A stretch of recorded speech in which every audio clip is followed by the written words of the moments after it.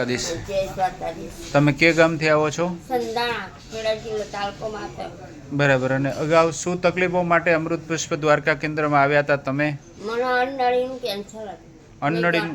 Cancer હતું. બરાબર. હમ. અને શું શું તકલીફો થતી હતી તમને? પાણી નતું ઉતરતું અને ખોરાકી ના લેવાય. બરાબર. કેટલા સમયનો અહીંનો કોર્સ થયો તમારે?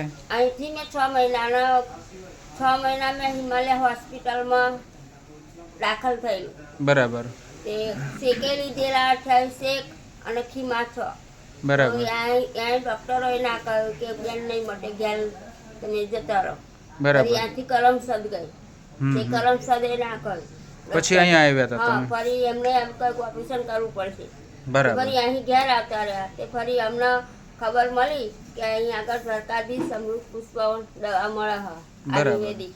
હા, ત્યાં હા. અમે અહીં આગળ દ્વારકાધીશ આવ્યા. બરાબર. અત્યારે અને- ખોરાકની સ્થિતિ શું છે તમારી? અત્યારે બધું કમ્પ્લીટ.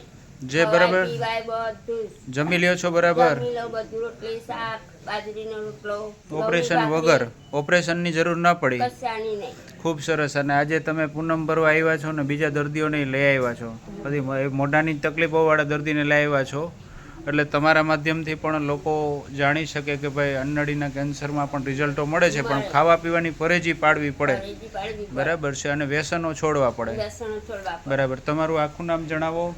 જસીબેન રણાભાઈ ગોહેલ, ગામ સંધાણા, તાલુકો માતર, જિલ્લો ખેડા. અને તમારો મોબાઈલ નંબર જણાવો. 70 460 70 373.